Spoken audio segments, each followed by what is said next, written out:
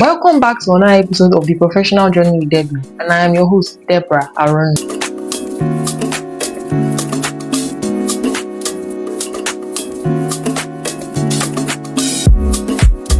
Today we're going to be doing a proper Q&A session. I'm going to be answering the questions that people have asked me concerning the ICAN examination. But first of all, I'm going to explain what ICAN is and the different stages in ICAN, how you can start your ICAN journey. Then we're going to dive into some questions. So let's get into it. So first of all, what is ICAN? ICAN actually stands for the Institute of Chartered Accountants of Nigeria. So it's actually the body, right? Saying the sentence, how are you preparing for ICAN is wrong because ICAN is just the body. And ICAN examination is the exams that you write to qualify to be a chartered accountant. And then why does it matter? Well, for credibility as an accountant, to boost your job opportunities and to boost your prestige as an accountant. There's only so much you can go with just your BSc accounting degree. So many people push towards getting their ICAN certificate to be known as a chartered accountant, to boost their professional journey basically. What are the pathways to becoming a chartered accountant? So basically there are so many pathways depending on where you start from. But ICAN provides an ATS level, which is called the Accounting Technicians level, that gives you the ability to become a chartered accountant even before you're a university graduate, even before you have a BSc degree.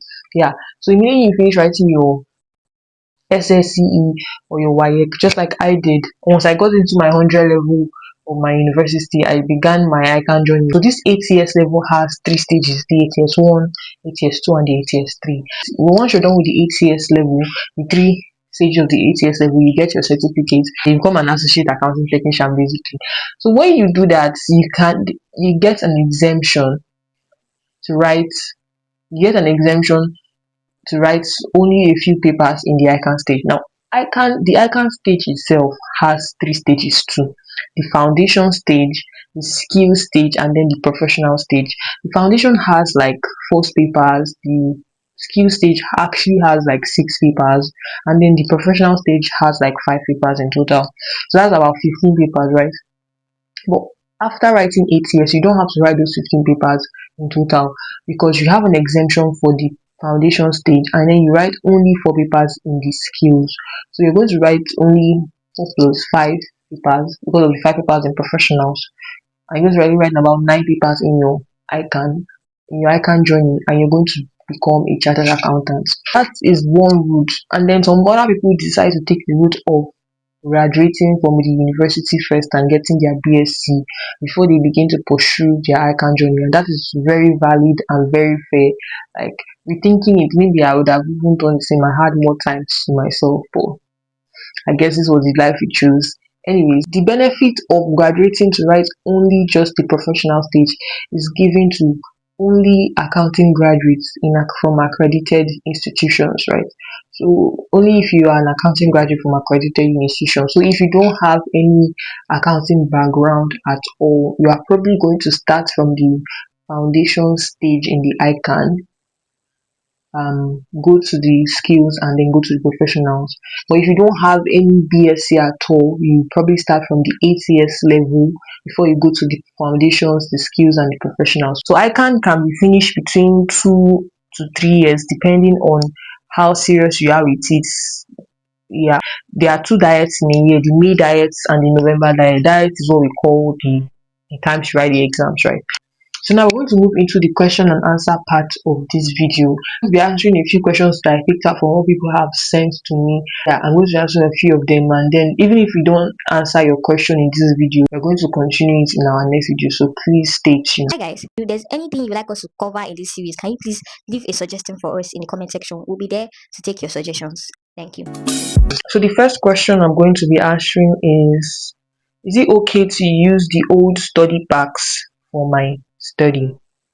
From ICAN, or there was a message from ICAN recently that where they announced that the new study packs will be released at the ending of August. Well, today is August 30th, and I'm not yet seeing the study packs yet, but I'm going to check my phone after this video anyways. So yeah, it's best to have started studying by now, especially depending on the amount of papers you are writing. You cannot just say you are waiting for the new study packs to come out. Also, depending on the stage you are writing, if it's the skills or the professional, if you're writing the skills for FM now, if you're writing the new financial management in the skills level, I'm going to understand because of it's a whole new subject, and then there was no previous pack for it at all, so you can't really use the old study pack. But if you're writing things like CR, corporate reporting, auditing, case study, there's only so much that ICAN can change, right? At the end of the day, they are trying to adjust to follow the ACCA method. They are trying to lean towards the ACCA method. So all you have to do is pair up those old study packs that you're using with new ACCA questions, especially when you're doing things like SBR, the strategic business reporting. So now CR is now SBR, right? So now it's still the same standards, it's still the same group accounts. You just have to learn it and understand it. But now, depending maybe the kind of question that the way they will ask the question might change and lean towards the ACCA method, right? So that's just it. At the end of the day, it's still the same standard. Anyone comes out, you review and you revise. And then the things you need to relearn, you relearn. The things you need to unlearn, you unlearn. That's just it. The next question I have here is, which ICAN paper should I give more time to with videos and tutorials? So now for the purpose of this video, I'm going to assume you are talking about the ICAN professional stage, because the person that sent me this question is already writing the ICAN professional stage, right? So which ICAN paper should you give more time to with videos and tutorials? So it just depends on your strength at the same time. Like, how much are you reading for those papers? And then videos and tutorials help you to understand more. I feel like for calculation courses, it might be better to use videos and tutorials and not just stick to learning it by yourself.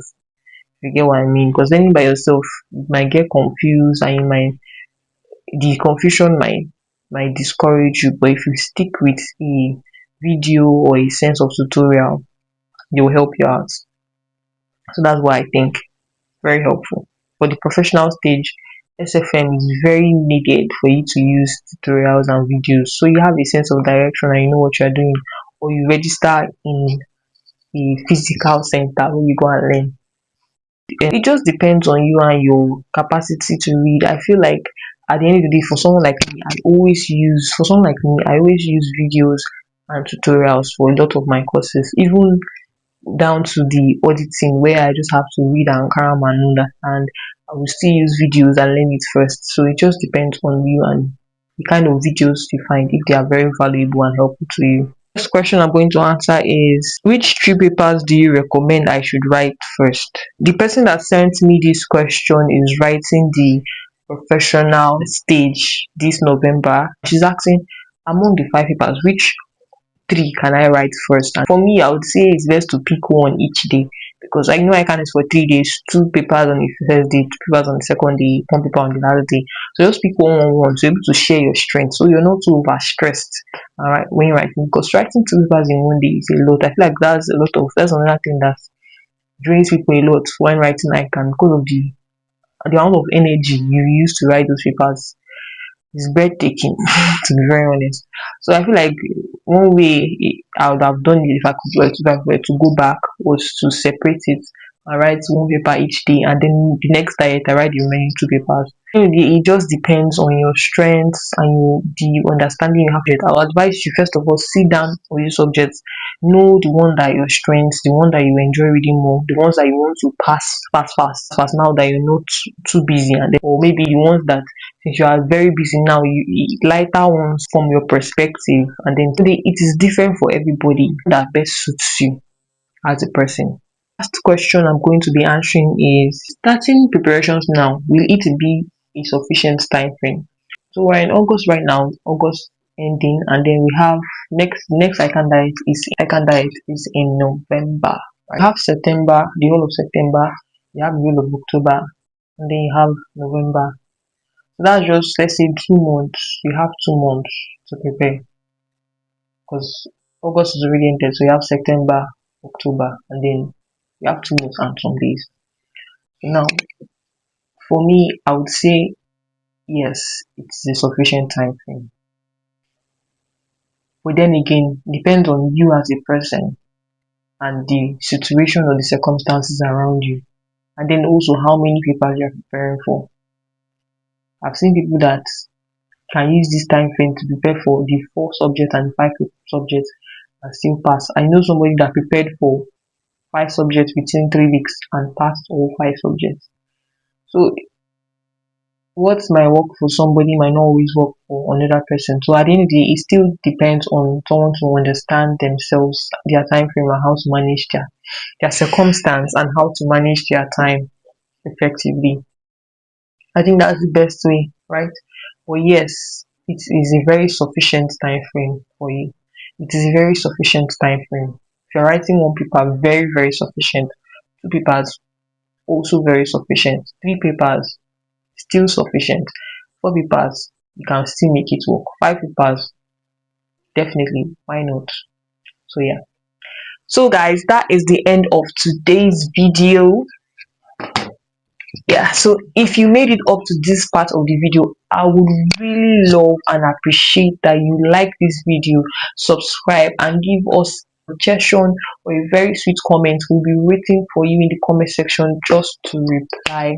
If you have any suggestions or have any questions, please can you drop it in the comment section. We'll reply or we'll address it in our next video. Thank you very much. Stay tuned till next week when we drop our next video.